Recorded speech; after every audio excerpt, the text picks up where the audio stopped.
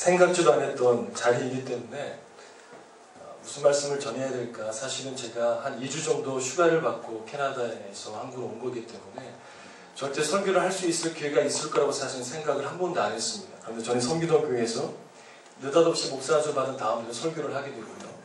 또 목사 안수 받는 날 목사님께서 설교하라 말씀하셔서 설교자는 설교에 노를 하면 안 된다고 제가 배웠기 때문에 준비가 덜 되어 있어도 두렵고 떨리는 마음 앞에 섰습니다. 더 두렵고 떨리는 건 다 알고 있는 분들이기 때문에 제가 얼마나 부족하고 얼마나 실수가 많고 얼마나 모자란 사람들만 잘 알고 있기 때문에 더 두렵습니다. 하지만 제가 전하는 말씀은 제가 부족한 거지 저를 통해서 전달되는 말씀은 하나님의 말씀인 줄 믿으시기를 주님을 소망합니다.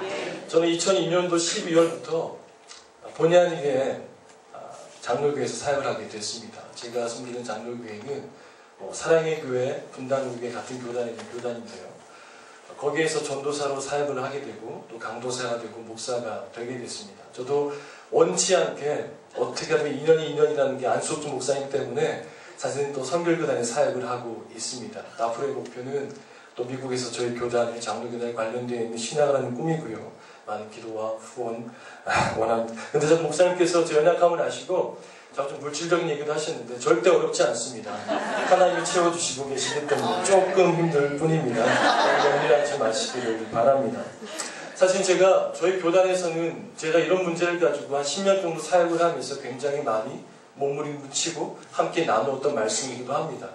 사실 제가 선결교단에서 설교를 해본 적은 많이 있지는 않아요. 제가 섬기는 캐나다 교회는 이민교회다 보니까 어떤 선교의 특성보다는 조금 더 좀 자유스러운 것들이 있다 보니까 특히나 내가 섬기던 교회에 이 뜨거운 교회의 말씀을 전한다는 것이 쉽지는 않더라고요. 제가 본래 전했던 말씀의 어떤 스타일, 제가 원했던 말씀의 중심과 본질들이 얼마만큼 우리 성도님들 공감될 수 있는지는 잘 모르겠습니다. 또 특별히 7여전교 헌신 예배만 없으면 좀 더 편하겠는데 헌신 예배라고 해서 거기에 말씀을 전할까 하다가 이 자리는 저에게 처음이자 마지막 자리가 될 수 있기 때문에 온 성도들에게 한번 이 말씀을 같이 붙들고 몸부림치며 기도하기를 원합니다. 여러분 현재 한국교회 문제는 뭐가 뭔지 아십니까? 한국교회 왜 이렇게 힘들까요? 제가 캐나다에 있는 지 한 6개월 정도 되었지만 끊임없이 한국교회는 힘들다는 얘기를 자꾸 듣게 됩니다. 안팎으로 어려움을 듣게 되죠. 밖으로는 많은 것들이 한국교회의 비난과 비평을 하고 있고요. 또 내부적으로 제가 오다가 배너를 봤는데 수많은 이단과 거짓 진리가 우리 교회를 힘들게 합니다. 심지어 한 분 하나님을 믿는 공동체가 한 분 하나님을 섬기지 못한 채 많은 분들과 어려움 속에 휩싸여 있다는 것입니다. 원인이 어디에 있습니까? 우리가 왜 이토록 이 힘든 세상에 살아가고 있고 이 힘든 일 가운데 신앙을 몸부림치고 있냐는 것입니다. 오늘 사실은 이 가장 어린 제가 저도 너무나 잘 알고 있는 교회에서 좀 엄하게 분위기를 잡고 무게를 잡고 말씀을 전하고 싶은데 용서해 주시기를 바랍니다. 오늘 저는 좀 구원론에 관련된 얘기를 하고 싶습니다. 조금 젊은 사람이라고 어렵게 말씀을 전하고 싶은 것이 아니라 신학적인 접근이 아니라 구원받기 전의 상태와 구원받은 이후의 상태를 다시 한번 분류를 하면서 나의 신앙을 다시 한번 점검해 봤으면 좋겠습니다. 우리 신앙이 날마다 십자가 앞에 세워져야 되는 건 아는 거 아닙니까? 우리 신앙을 얼마만큼 자부하고 계십니까? 나의 직분을 또 나의 신앙의 연수를 내세워서 나의 신앙이 올바르다고 말씀하고 계십니다. 한국교회에 이렇게 모질함이 있고 어려움이 있는 이유는 다른 것이 아니라 바로 우리가 우리 신앙 앞에 철저한 몸부림이 없기 때문이라고 생각이 되어집니다. 여러분 그동안에 익숙해 있었던 그 예수 그리스도, 나의 익숙한 예배의 삶, 교회의 삶, 나의 신앙이 얼마만큼 깨어 계십니까? 오늘 낮에도 저는 무슨 말씀을 드리면서 좋은 말씀이죠. 그 말씀에 너무나 많은 적용도 갖고 감동도 받았습니다. 그런데 문제는 저는 설교자입니다. 제가 이 설교를 만약에 목사님처럼 똑같이 했을 때 전 이런 고민이 들 것 같아요. 우리 성도들이 진짜 구체적으로 하나님 말씀 앞에 얼마만큼 몸부림을 치고 있을까? 내가 주의 말씀 앞에 서기 위하여 얼마나 깨어있을까라는 고민을 얼마만큼 하고 있느냐는 것입니다. 고민해 보셨습니까? 저는 캐나다에 있을 때 지금 구약 파노라마를 인도하고 있었습니다. 그때 특별히 사사기 말씀을 거치면서 우리 학생들과 교인들과 많은 은혜를 나누었습니다. 그 이유가 사사시대의 삶이 오늘날과 너무나 비슷한 양상을 띠고 있기 때문에 그렇습니다. 신앙의 지식이 좀 없는 분들은 사사기하며 그 사사들의 전투력, 그들의 리더십을 바라보면서 역동적인 말씀으로 이해할 수 있지만 사사기의 핵심은 굉장히 영적으로 어두운 상태를 얘기하고 있는 것이죠. 이를 대표하는 구절이 있는데 21장 25절에 보면 각기 자기의 소견에 옳은 대로 행하였더라라고 말하고 있습니다. 그 당시 하나님을 믿지 않았습니까? 믿고 있었음에도 불구하고 그들은 각기 자기의 옳은 소견대로 행하고 있다라는 것입니다. 왜 교회가 시끄러울까요? 왜 한국 교회가 이렇게 어지러울까요? 왜 내 마음이 기도는 한다고 하는데 마음이 뜨거움이 없을까요? 교회 나올 땐 뜨거움은 좀 있는데 왜 집에 가면 한숨이 나올까요? 왜 내 인생에 그리스도인의 참다운 영향력이 없을까요? 천국의 시민권자라고 말을 하는데 왜 내 인생은 천국보다 지옥 같을까요? 교회 나올 때 말씀을 좀 뜨거워지죠. 은혜가 있습니다. 기쁨이 좀 있어요. 근데 왜 집에만 돌아가면 내 마음이 어려울까요? 왜 내 인생은 이 모양 이 꼴일까요? 왜 나는 외모가 이렇고 나의 삶은 왜 이렇고 나의 인생은 왜 그럴까요? 왜 이런 불평분만이 나타날까요? 사사기에 그들의 악순환을 보게 되면 우리 인생을 볼 수가 있는데요. 사사기에만 등장하는 사사는 총 12명입니다. 근데 이 사사가 등장하는 데는 공식이 있죠. 첫 번째 어떤 공식이 있을까요? 그 하나님의 백성들이 죄를 짓습니다. 어떤 죄입니까? 윤리적인 죄뿐만이 아니라 그들이 하나님 앞에 각기 자기의 옳은 소견대로 행하기 시작을 합니다. 하나님을 믿기는 믿지만 자기 마음대로 믿기 시작한다는 것이죠. 이로 인해 하나님은 그들을 너무 사랑하기에 그들을 돌이키고자 하나님의 사랑의 방법을 택하시는데 우리가 흔히 말하는 벌이라는 것입니다. 그래서 외부의 세력들을 통해서 그들을 침략하게 하시고 고통을 주게 하십니다. 무엇 때문에? 사랑하기 때문에. 결국 하나님의 방법대로 그들은 다시 하나님께 간구하기 시작합니다. 나의 이런 압제와 고통 가운데 나를 구하여 주시옵소서 구하게 되죠. 역시 하나님은 하나님의 계획대로 사사를 세우시고 그들을 구원하십니다. 근데 문제는 그 다음이에요. 구원이 되었건만 그들은 침묵으로 일관합니다. 우리 삶이 그렇지 않습니까? 대부분 뜨거운 삶의 공통점이 무엇입니까? 뭔가 절박함이 있는 거예요.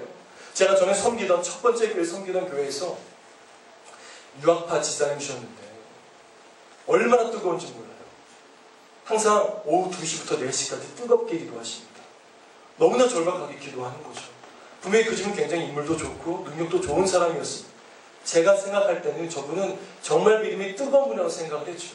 그 어느 날 화장실을 가다가 그 기도회를 저도 모르게 훔쳐보게 됐는데 뭔가 하얀 쪽지를 가지고 뜨겁게 기도하는 거예요.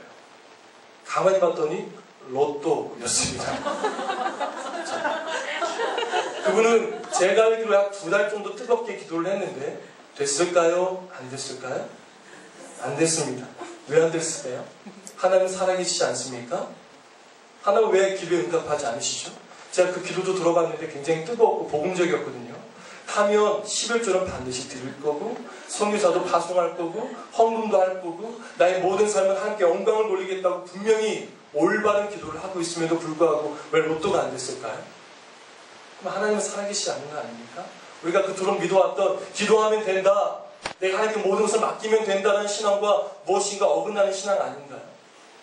왜 그럴까요? 이미 우리의 믿음의 편견들은 너무 끝도 없이 나가고 있다는 거예요. 그 신앙의 잣대가 너무 끝도 없이 나가고 있는 거예요. 긍정적인 생각은 좋은데 나의 하나님 앞에 선 나의 모습은 보지 못한 채 그저 하나님만 평가하기 일수라는 거죠.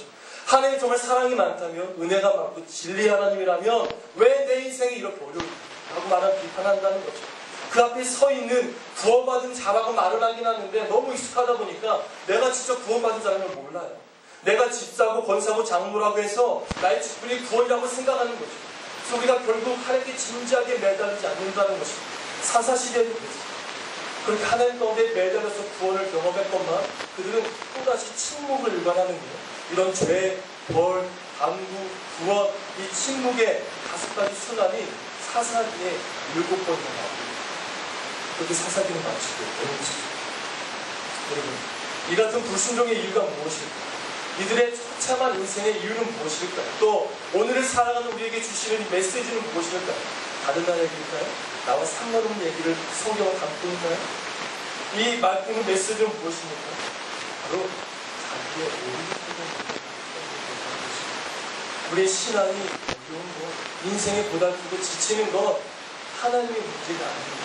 컸다가 작았다가 좋았다가 말았다가 그 하나님이 아니라 그 전능하신 하나님 앞에 서 있는 나의 연약함이 문제라는 것이죠. 그 결과 이곳이, 이 땅이 1907년부터 시작된 놀라운 부흥의 물결이 임했던 세계적으로 큰 역사를 이루었던 한국교회가 지금은 인간의 천국이라고 말하지 않습니다. 신천지 때문에 하나님의 교회, 또 이 땅에서 자기가 예수라고 말하는 사람 60명 정도, 이 땅에 자기가 하나님이라고 말하는 사람 20명 있다고 말을 합니다. 때로는 보혜사, 때로는 다윗, 또 때로는 성령님, 또 많은 것들을 자기를 주장을 합니다. 왜 한국교회가 이렇게 됐습니까? 또한 다른 교회라고 말하는 진정한 교회는 왜 말씀의 생명력과 사랑의 생명력이 사라져갈까요? 이런 얘기가 별로 안 해 나가시더라고요.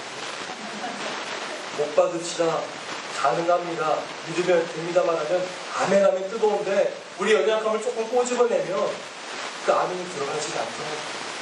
오늘 저는 너무나 익숙한 말씀 좀 전하고 맞추려고 합니다. 바로 진리이신 예수 그리스도이십니다. 믿으십니까? 오늘 부자청님이 찾아왔죠. 예수에게 묻습니다. 선한 선생님이여 내가 무엇을 하여야 구원을 얻으리까? 구원을 얻는 것은 모든 사람들의 소원이죠. 내가 지금 구원에 확신이 있으십니까? 여러분 진정으로 확신이 있습니다. 물어볼까요? 하나님 정말 계시다면 정말 좋을 것 같아요. 근데 아무튼 우리는 구원을 얻는 것은 모든 사람들의 소원이죠. 그러나 구원의 길을 바로 이해하는 사람은 많지가 않다라는 것입니다. 예수를 찾아왔던 이 부자 청년도 예수에 대한 소문과 소식은 들었지만 구원에 대해서는 잘 알지 못하는 사람들이었습니다. 오늘날의 대부분 사람들의 착각은 알고 있다고 말을 하면서도 구원은 내가 무엇을 해야만 얻어지는 거라고 생각이 되어집니다. 제가 이전에 어떤 세미나를 통해서 이런 얘기를 들은 적이 있는데 어떤 장로님이 저것이 천국에 갔다고 말을 합니다. 천국문을 담당하고 있던 천국의 열쇠를 가지고 되도록 갔다 앞에서 점수를 체크하고 있습니다. 그 장로님이 아무개 호명을 부르니까 호명에서 되도록 이렇게 말을 했다고 합니다.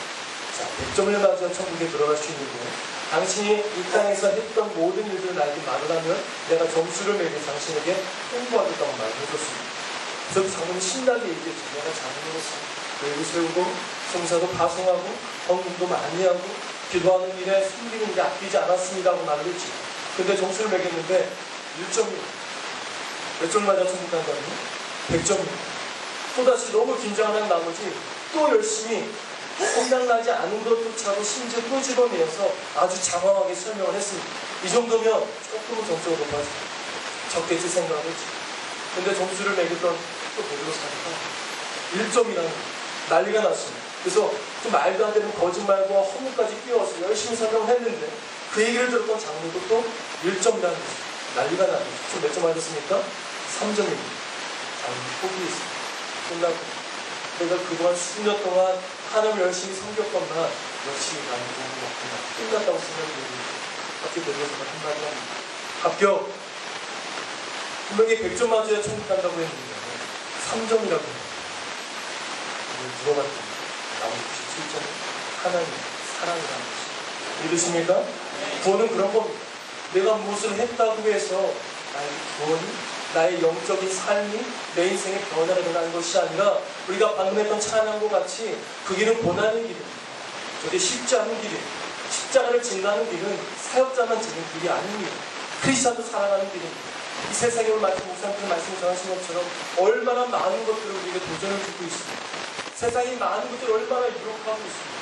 그 유혹을 끊는다는 것, 나의 이기심을 버린다는 것, 그 고난의 길을 뻔히 알면서도 걸어간다는 것, 내 시간을 포기하고 내 물질을 포기하고 나의 것들을 포기하고 그 길을 간다는 것이 얼마나 힘든 길일까요? 근데 이 길의 진리를 아는 사람은 구원의 은혜를 아는 자라는 것입니다. 그래서 신앙생활을 몇십 년 한 분들에게도 구원의 확신이 있습니까? 라고 물어보면 내가 뭐 한 일이 있어야 라고 아주 좋은 말로 변명을 하죠. 또한 사람들에게 구원에 대한 이야기만 나오면 항상 나오는 질문은 그렇다면 구원받았다는 증거가 무엇이냐고 반문하게 된다는 것입니다. 이렇듯 우리에게 있어서 구원, 영적인 삶, 진정으로 하나님께서 원하시는 삶의 결과는 나를 통해서, 나를 위해서, 나에 의해서 존재한다는 것입니다. 그래서 우리는 하나님의 사랑이시다, 하나님의 자비로우시며 하나님은 온전하시고 광대하시다라는 등의 말만 풍성하게 나열할 뿐이지 이 말이 틀렸다는 것이 아닙니다. 그런데 하나님은 벌도 내리시고 나를 고난도 주시고 주기도 하시고 벌하기도 하시고 심판주이시다는 말 앞에는 아멘으로 고백한 사람이 없다는 거예요. 저는 교회 사역을 할 때 한번 제가 종에 대해서 설교를 하려고 한 3페이지에 걸쳐서 그 예수님 당시에 비유했던 종의 쓰임을 한번 읽어드린 적이 있습니다. 처음에는 여러분 종이십니까? 아멘 하더라고요. 정말 종이십니까? 아멘 하더라고요. 제가 3페이지를 쭉 읽었습니다. 그 당시는 짐승과 같았고 그들의 권력은 의미 없었고 죽으면 죽는 거였고 쭉쭉쭉 나열하는 아멘 풀더니 나중에는 찾아오는 평가가 너무 어렵다, 너무 부정적이다, 너무 비판적이다라는 뜻이죠. 여러분, 종이란 무엇일까요? 그리스도는 무엇일까요? 우리 너무나 지나친 한쪽에만 매여있다 보니 우리 인생이 사실은 많은 결과를 갖고 있음에도 불구하고 우리 너무나 너무 긍정적인 삶을 사는 것입니다. 여러분 진짜 예수 믿으면 복이 오나요? 어떤 복이 오나요? 부자 됩니까? 건강해질까요? 네, 부자도 되죠. 건강해도 됩니다. 근데 정말 예수님을 믿으며 얻어지는 복이 그런 복만이 존재할까요? 그런 복이라면 여러분 꼭 이 교회 안 나오십니다. 밑에 배너에 있는 하나님의 교회, 이단 교회를 가셔도 그들이 말하는 우리가 세상에서 말하는 놀라운 물질의 복도 있고 건강의 복도 있고 형통의 복도 있습니다. 불교 방송 한번 보세요. 그들이 간증하는 거 들어보세요. 열심히 불공을 드렸더니 인생이 잘 풀리더라는 것입니다. 열심히 무엇인가 하나님께 바쳤더니 그냥 모든 것이 다 잘 풀리더라는 것이에요. 그럼 교회의 목적은 뭐겠어요? 우리가 교회가 그들과 똑같은 말을 하고 있다면 교회의 진정성은 무엇입니까? 교회의 참 목적은 무엇일까요? 그런데 지금부터 아직 버리지 못한 그런 것들이 조금 있죠. 이 말씀을 듣고 있음에도 불구하고 부자는 그래도 돼야지, 내 아들은 그래도 서울대는 가야지, 인생 결혼 좀 잘 좀 돼야지, 그래야 하나님께서 역사하시는 거지, 내 기도 들어주시겠지. 아마 들어주실 것입니다. 어떻게 해요? 하나님의 방법대로, 하나님의 뜻대로, 하나님의 때에 따라 역사하실 것입니다. 우리는 다만 기도할 뿐입니다. 하나님은 역사하시고 일하십니다. 우리가 하나님의 역사하심을 이래저래 판단할 수 있는 것이 아니라는 것입니다. 그 판단의 결과 때문에 하나님을 버렸다가 하나님을 만졌다가 돌아왔다가 울었다가 웃었다는 것이 아니라는 것입니다. 우리는 그런 존재가 아니라는 거예요. 우리는 피조물입니다. 작아지고 작아질 때에 하나님께서 들어 쓰신다는 것입니다. 이런 얘기하면 우리 어머니가 웃으시겠죠. 와, 좀 작아지면 좋겠는데 저는 설교자입니다. 그럼 제가 어려운 얘기를 전하는 것이 아니에요. 우리 모두가 다 함께 작아지자라는 것입니다. 오늘 본문에는 우리가 왜 구원을 받았는지를 가르쳐주고 있죠. 그 당시 에베소 교회는 그 당시 바울 시대의 모든 교회가 그렇듯이 유대인과 이방인들의 많은 괴리감이 있었습니다. 유대인으로서 크리스찬이 된 사람과 이방인으로서 크리스찬 된 사람들의 차이가 너무 컸다는 거예요. 유대인으로서 그리스도인 된 사람들은 너무 율법주의가 강한 거예요. 또한 이방인으로서 그리스도인이 된 사람들은 너무나 자유주의가 강한 겁니다. 그들한테 한 분 하나님을 전한다는 것이 참 어렵다는 것입니다.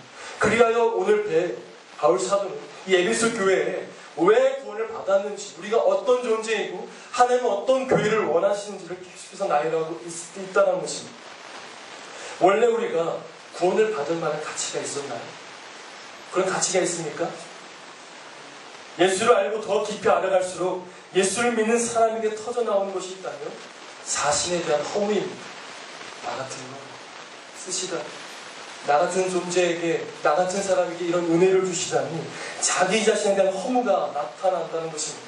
그런데 아무리 성경에서 가망이 없는 존재라고 했지만 그래도 스스로를 쓸만한 인간이라고 생각해 오기도 했습니다.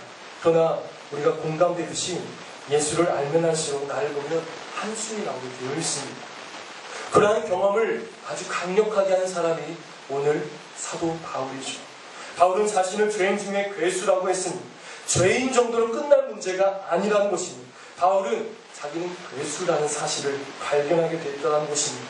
그렇게 쓸모없는 존재를 왜 구원했는가 하는 문제가 등장하기 시작을 합니다. 왜 이런 나의 괴수 같은 나를 구원하셨는가? 우리가 예쁘기 때문일까요? 우리가 쓸만하기 때문에 그렇습니다. 우리가 괜찮은 인간이기 때문에 그렇습니다. 아니면 성경 분명 우리 쓸모없다고 말을 했습니다. 그럼 우리를 구원할 조건이 우리에게는 하나도 없다라고 성경은 말하고 있죠. 그러면 왜 구원했는가라는 것입니다. 왜 이런 존재에게 십자가의 고난을 당하게 하시고 부활의 승리를 우리에게 가르쳐 주셨는지, 왜 예수 그리스도의 십자가의 심장을 쪼개심으로 사랑을 확증시켜 주셨는지를 우리는 알아야 된다는 것입니다. 여러분, 십자가의 심장에 쪼개진 사건이 우리 인생의 강력한 메시지이십니까? 아닙니다. 제가 좀 어렵게 말을 했나요? 예수의 심장에 쪼개진 사건 우리 인생의 절대적인 이유이십니까? 아멘. 우리가 그런 존재들 아닙니까? 우리 때문에 십자가의 심장을 쪼개심으로 사람을 확증하시지 않으셨습니까? 우리가 그로 인해 구원받은 백성들 아닙니까?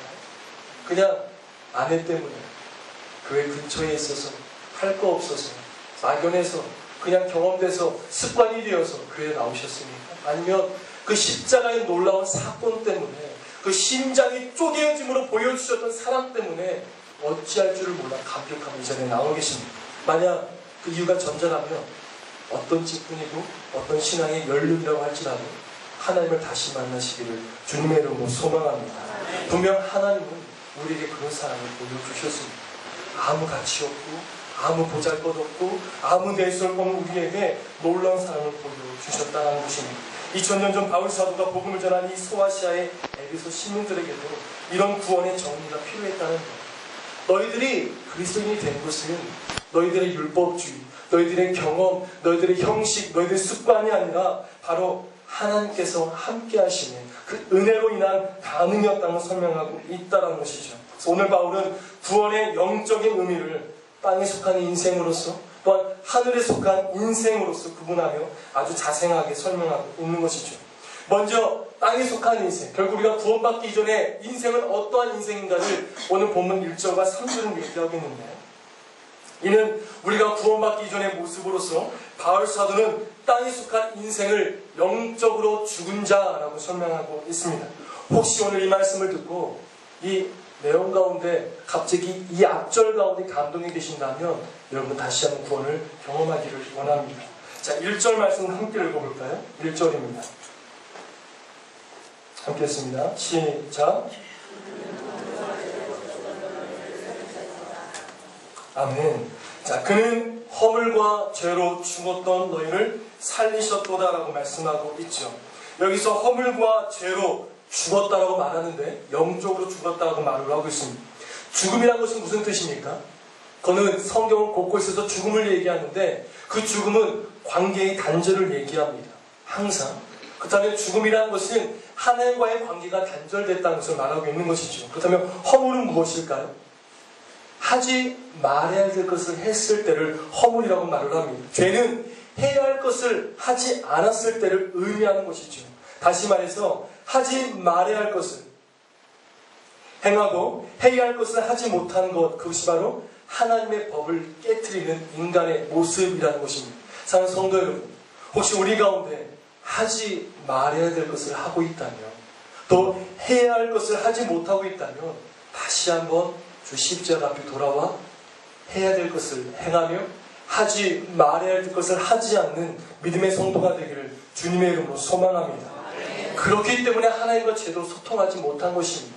내가 말씀이 말씀되지 못한 채 아무리 말씀을 들어도 뜨거움이 없고 말씀에 살아 역사함이 내 인생에 없다면, 찬양이 판단만 되어지고 찬양의 뜨거움이 없고 내 인생의 하루의 삶 가운데 하나님과의 교통함이 없다면 다시 한번 하나님 앞에 단절된 것은 없는지를 깨닫기를 원합니다. 사도 요한의 표현을 빌리자면 살았다는 이름은 가졌지만 실상은 죽은 자가 된 것이라는 것입니다. 그래서 바울 사도는 한 걸음 더 나아가 그러한 인생은 세 가지의 지배를 받는다라고 말을 합니다. 이 세 가지가 2절과 3절에 계속해서 나아가 설명되고 있는데, 첫 번째는 2절 한번 보겠습니다. 2절입니다. 시작. 아멘. 여기까지만 볼게요. 그때에 너희는 그 가운데서 행하여 이 세상 풍조를 따르고라고 말씀하고 있습니다. 이 세상의 풍조를 쫓는 자라는 것이죠. 도대체 어떤 사람을 가리키고 있습니까? 여기에 중요한 단어는 풍조라는 의미겠죠. 풍조라는 의미는 원어적으로 굉장히 다양하게 쓰여 있는데 생명, 시대, 수명, 기강 등등으로 쓰고 있습니다. 다시 말씀을 풀이하면 이 세상의 영원을 쫓는 자, 이 세상의 수명을 쫓는 자, 이 세상의 생명을 쫓는 자, 이 세상의 시대를 쫓는 자를 말하고 있는 것입니다. 무슨 얘기인지 이해가 되시나요? 이 사람은 바로 성경에서 말하는 죽은 자라는 것이, 이 세상이 내가 가진 물질이, 내가 가진 명예와 내가 가진 어떤 건강과 나의 직분이 영원할 줄 알고 살아가는 사람을 일컫고 웃는 것이죠. 보여지는 세계가 영원한 줄 믿고 살아가는 사람들의 것입니다. 혹시 우리 가운데 그런 사람이 있습니까? 내가 물질적으로 조금 평안하다고 해서, 나의 직분이 조금 높고 내가 세상적으로 좀 명예가 있다고 해서, 나의 이 모든 것이 교회 안에도 존재한다고 생각해서 교회 안에 어려움을 주고 교회 안에 하나님 앞에 고통을 주고 성도에게 시험을 주는 존재들은 아니었나요? 다시 한번 십자가 앞에 내 인생을 비추기를 원합니다. 두 번째는 공중의 권세 잡은 자를 따르는 것인데, 그 2절 말씀을 계속해서 이어보면 공중의 권세 잡은 자를 따랐으니 곧 지금 불순종의 아들들 가운데서 역사하는 영이라고 말씀하고 있습니다. 여기에 중요한 것은 공중의 권세 잡은 자를 해석하는 문제인데, 공중이라는 것은 순수하지 못한 영들이 거처한 곳입니다. 그곳에서 권세를 잡은 자가 누구입니까? 사단이죠. 사단의 영의 지배를 받은 자는 그는 죽은 자라는 것입니다. 마지막으로 세 번째는 육체의 욕심을 따라 마음에 원하는 것을 행하며 사는 자를 얘기하는 것입니다. 3절 말씀 함께 읽어보겠습니다. 3절 말씀입니다. 시작.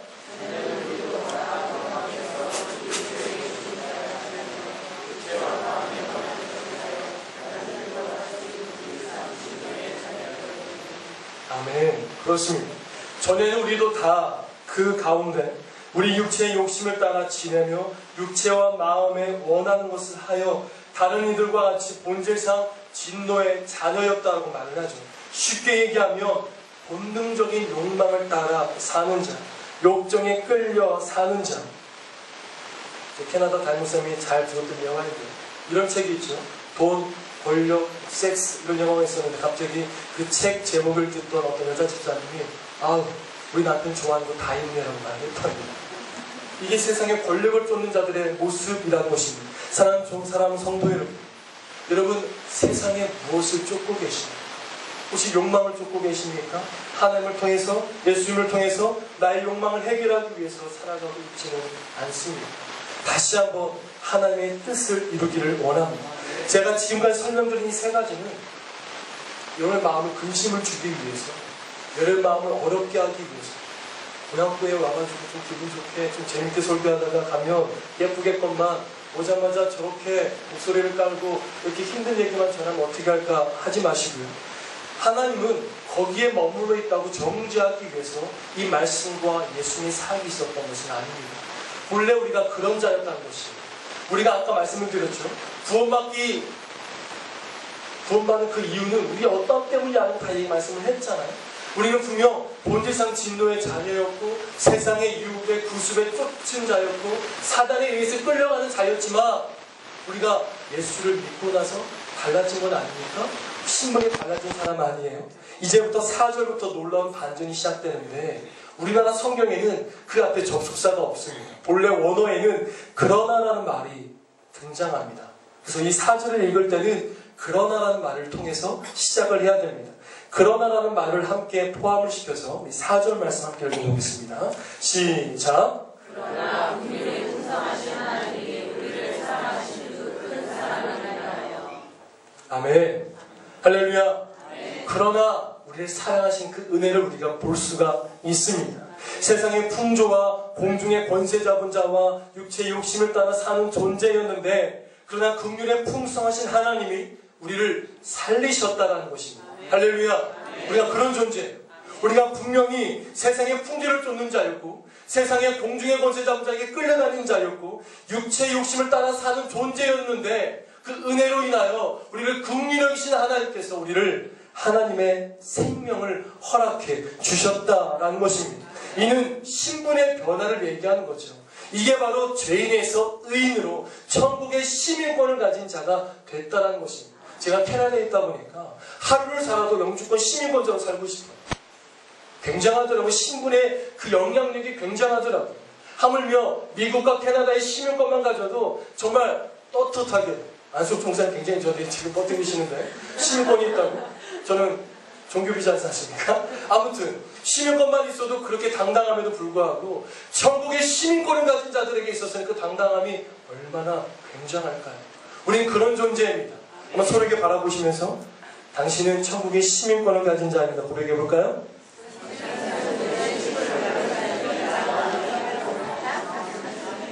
할렐루야. 비록 미국 영주권과 시민권은 없지만 우리는 더 큰 하늘의 시민권을 가진 자라는 것입니다. 하나님께서 우리에게 이런 놀라운 신분의 변화를 주셨습니다. 무엇 때문에? 하나님의 은혜 때문에.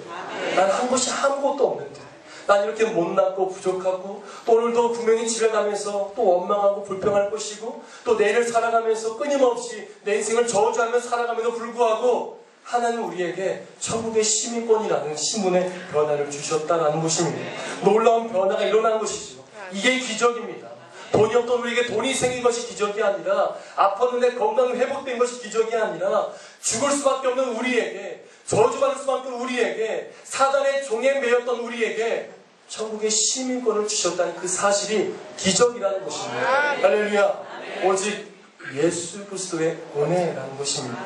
주님의 십자가의 보혈이 이 일을 가능케 했다는 것입니다. 이 긍휼과 함께 계속해서 4절과 5절과 7절에서 사랑과 은혜와 자비라는 단어가 계속해서 등장을 하는데, 긍휼이란 저주받아 마땅한 자를 불쌍히 여기셔서 저주를 준다는 상태를 말하는 거거든요. 사랑이란 것은 그 저주를 받아 마땅한 자에게 유익과 좋은 것을 더 주고자 오히려 도모해 주는 것을 말하고 있습니다. 근데 이 사랑이 긍휼보다는 더 발전적인 단어이죠. 근데 은혜는 더 한 걸음 더 나아갑니다. 사랑받을 자격이 없는 그에게 아주 최선의 호의를 베푸신 것을 바로 자비라고 말을 하는 것이죠. 은혜라고 말하는 것이죠. 자비는 그런 사랑받을 자격이 없는 인간에게 이제 최선의 호의를 베푸시는데 아주 구체적으로 호의를 베푸시는 것을 말하고 있는 것입니다. 우리 하나님께서 우리에게 긍휼과 사랑과 은혜와 자비를 허락해 주셨다는 것입니다. 어떤 일이 일어났습니까? 이런 긍휼과 사랑과 자비와 은혜가 나타났을 때 오늘 바로 5절부터 계속해서 믿음의 사람의 놀라운 변화를 승전구를 얘기하고 있죠. 세 가지의 기적적인 사건이 나오는데 이 말씀을 간단히 살펴보고 말씀을 마치기를 원합니다. 첫 번째는 우리가 그리스도와 함께 살아났다라는 것입니다. 함께 고백해 볼까요? 우리가 그리스도와 함께 살아났다. 할렐루야. 아멘. 5절 말씀을 보니까 허물로 죽은 우리를 그리스도와 함께 살리셨고 너희는 은혜로 구원을 받은 것이라고 말씀하고 있습니다. 우리가 이 복음의 소식을 듣고 예수를 영접하는 순간 우리는 그리스도의 새 생명을 선물로 받았습니다. 예수님은 하나님 우리에게 선물로 주신 가장 큰 선물입니다. 왜 가장 큰 선물일까요? 이 땅에서 가장 좋은 것들은 모두 하나님께 있는 건 아시죠? 근데 하나님이 가지고 있는 것 중에 가장 귀한 선물이 있다면 독생자 예수 그리스도라는 사실입니다. 이 선물을 우리에게 그저 값없이 주셨다는 것입니다. 어떻게 하기까지요? 심장을 쪼개시기까지, 십자가에서 죽이시기까지 주셨다는 것입니다. 또한 그 선물은 오래전부터 준비하셨습니다. 인간이 범죄하는 그 순간부터 하나님은 독생자 예수 그리스도를 보내기로 작정하셨다라는 것입니다. 인류 역사 구약의 모든 사건을 우리 때문에 예수를 준비하는 사건이었고 또한 예수는 우리에게 가장 필요한 선물이기 때문에 그렇습니다. 멸망을 받아 마땅한 우리에게 돈도 집도 좋은 옷도 아니고 바로 우리에게는 예수만이 가장 필요한 선물이기 때문에 그렇습니다. 예수는 하나님께서 나에게 주시는 최대, 최고, 최선의 선물입니다. 믿으십니까? 다시 한번 고백합시다. 우리 옆에 분들에게 예수는 우리에게 주시는 최대, 최고, 최선의 선물입니다.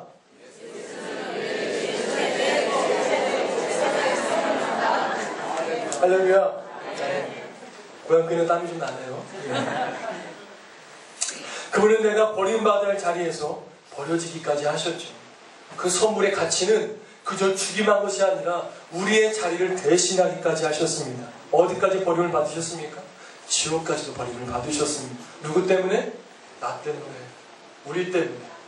이렇게 원망도 많고 불평도 많고 못난 것도 많고 참 또 내일 아침부터 분명히 한숨과 한숨으로 인생이 허무하다 말할 우리 때문에 주님은 그 지옥까지도 버림을 받으셨다라는 것입니다. 그분은 나를 죽일 수가 없어서 당신의 외아들을 죽이기까지 나를 사랑하셨다라는 것입니다. 내가 저주받도록 내버려둘 수가 없어서 당신의 외아들을 저주의 자리에 내어 죽이기까지 우리를 사랑하심을 보여주셨다라는 것입니다. 이런 사건이 눈에 보이고 우리에게 펼쳐져 있건만 어떤 소식이 더 기쁜 소식일까요? 어떤 소식이 더 기쁜 소식일까요? 기가 막힌 소식 가지고 오지 않았습니까? 믿으십니까? 다 아는데요 라고 말하실 거예요. 다 알면 왜 우리가 그 이단의 침략 가운데, 그 거짓진의 침략 가운데, 우리 인생의 허무와 불평과 불만 가운데 왜 우리의 영향력이 없을까요? 사랑하는 성도 여러분, 우리가 진정으로 하나님을 다시 한번 만나기를 원합니다. 직분 때문에 창피하지 말자. 우리 연륜 때문에 창피하지 말자. 항상 하나님 앞에 나의 연약함을 깨닫고 십자가의 사람을 묵상하며 나아가기를 원합니다. 그렇다면 이 선물을 어떻게 받을 수 있나요? 이 선물은 어떻게 받을 수가 있는 것입니까? 선물은 손을 내밀어 받기만 하면 됩니다. 감사함으로 받으면 내 것이 되는 것이죠. 이제 손을 내밀어서 너무나 익숙한, 오랫동안 나에게 함께 있었던 그 단어 예수 그리스도를 선물로 받으시기를 주님의 이름으로 소망합니다. 우리가 구원받는 길은 이 길밖에 없습니다.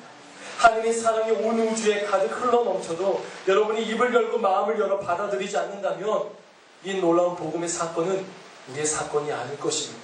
오늘 부족한 중에 말씀을 두고 섰는데 이 말씀을, 내 말씀을 받아들이지 않는다면 분명히 이 말씀은 여러분과 상관없는 말씀이 될 것이에요. 오늘 시간 여러분과 상관있는 말씀이 되기를 원합니다. 구원의 길은 이 길밖에 없습니다. 아무리 여러분이 인생에서 다른 말씀을 각도로 새롭게 말씀을 들어도 결국 이 길로 돌아오게 된다는 것입니다. 어떤 길로? 예수 그리스도에게 돌아오게 된다는 것입니다. 한 길밖에 없습니다. 진리는 하나, 예수밖에 없습니다. 생명은 하나, 예수밖에 없다는 것입니다. 이 사실을 두고 기독교를 비판한 사람은 이렇게 얘기를 하죠. 너무 독선적이고 편협적이다. 여러분, 그들을 어떻게 대적할 수 있을까요? 아무리 독선적이라고 할지라도, 편협적이라고 할지라도 포기할 수 없는 그 사실, 오직 길은 예수 그리스도밖에 없다는 것을 기억하십시오. 하나님 인간에게 우리에게 주신 길은, 구원의 길은 예수 그리스도밖에 없습니다. 어떤 길도 우리에게 주신 길이 없습니다. 아무리 우리의 생각과 우리의 상식을 잘 헤아려서 하나님의 교회가 어머니 하나님도 있다, 성경에 보면 우리 하나님이라고 말을 해서 우리의 의미는 복수의 의미인데 아버지와 어머니의 뜻이 있다고 말을 하고, 정말 그 당시에 12월 25일 어떻게 예수 그리스도가 태어난 날이었다 하면 공격을 한다 할지라도, 아무리 신천지가 놀라운 개난 전략을 가지고 침략한다고 할지라도 이 길을 분명히 알고 있다면 우리는 고민할 필요가 없습니다. 이 세상에 많은 고통과 고난이 있다고 할지라도 이 길을 알고 있다면 반드시 승리하실 그분을 때문에 절망할 필요가 없다는 것을 기억하십시오. 십자가 길 외에는 천하 인간에게 구원을 얻을 만한 다른 일을 주신 적이 없다는 것입니다. 성경이 그렇게 말하고 있습니다.